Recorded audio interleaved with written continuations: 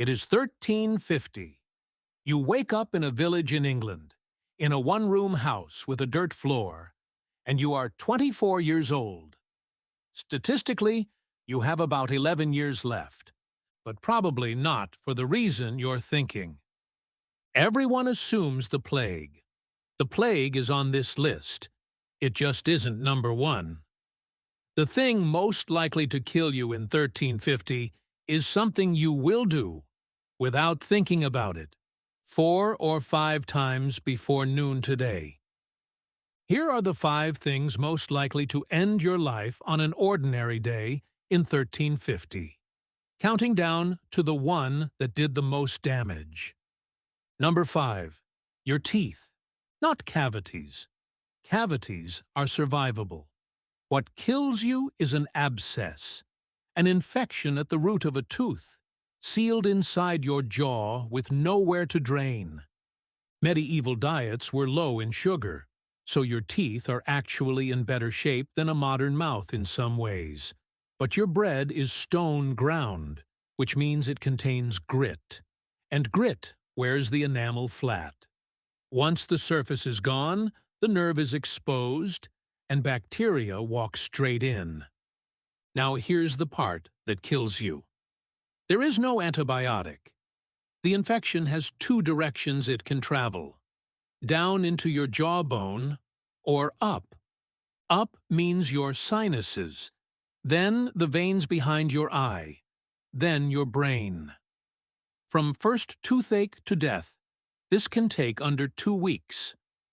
Your options today: a man with iron tongs, no anesthetic, and no idea that his hands should be clean. He will hold your head between his knees and pull. If he pulls the right tooth and the root comes out whole, you live.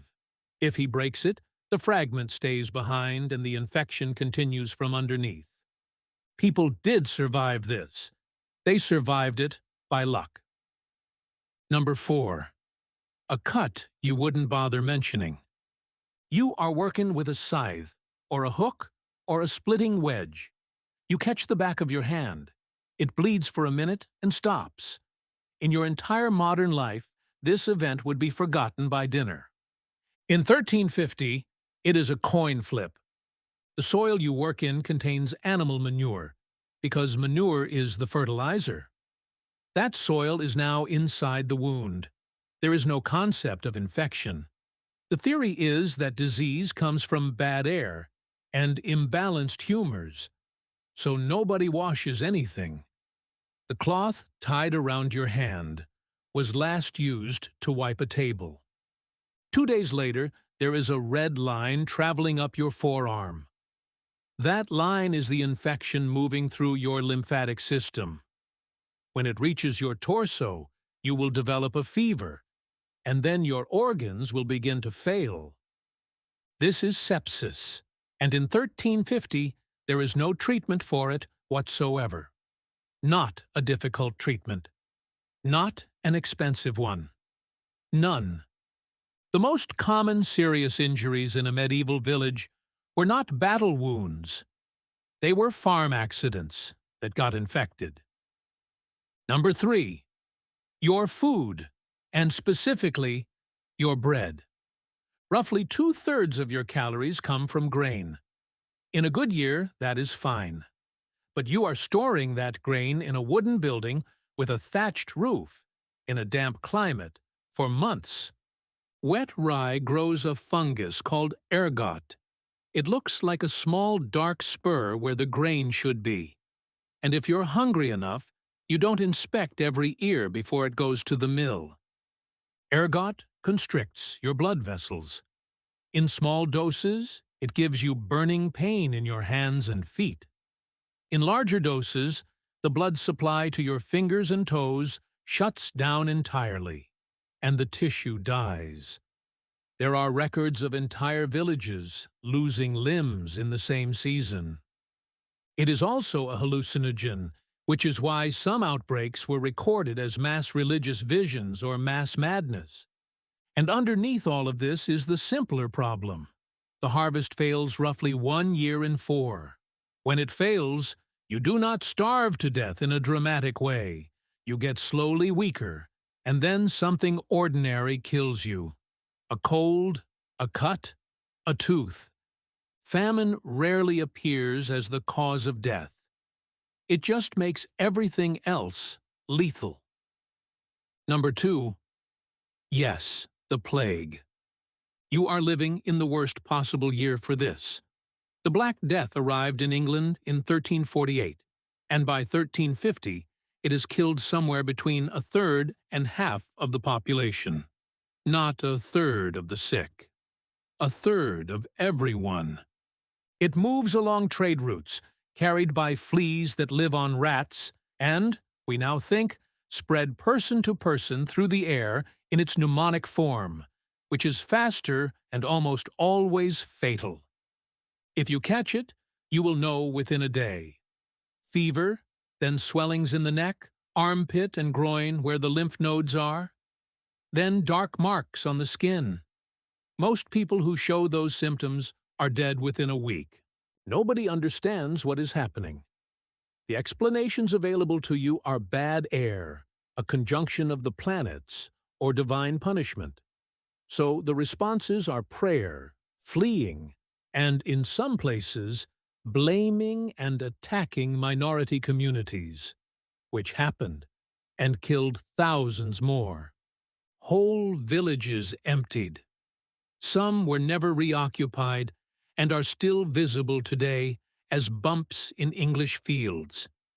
So why isn't this number 1? Because the plague came in waves. It was catastrophic, and then it receded. Number 1 never receded. Number 1 killed people every single year, in every single village, for centuries. And it is the most boring thing imaginable. Number 1, the water. Your village has a stream and probably a well. Upstream of that water, animals defecate. So do people. There is no separation between where waste goes and where drinking water comes from, because there is no reason to think there should be. Nobody will connect water and disease for another 500 years. So you drink bacteria, constantly. And the result is dysentery, severe, bloody diarrhea that dehydrates you. Adults survive it more often than not. Small children very often do not. This is the real answer to why medieval life expectancy looks so low. It isn't that adults dropped dead at 35. It's that an enormous share of children died before the age of 5, and most of them died of this. Contaminated water, over and over, in the first years of life. It's also why everyone drank ale, including children. Weak, low-alcohol ale, brewed with boiled water. Nobody knew boiling killed anything. They just knew ale didn't make you sick as often. So, the plague is the thing history remembers, and it deserves to be remembered. But if you actually spent one day in 1350, the thing most likely to kill you is the bucket by the door. Not war, not famine, not the great catastrophe. A drink of water. And if you want the honest version of what that does to a lifespan, a child who survived to 15 in 1350 had a decent chance of reaching 60. The average is dragged down by the ones who never got out of childhood, and most of them were killed by a bucket.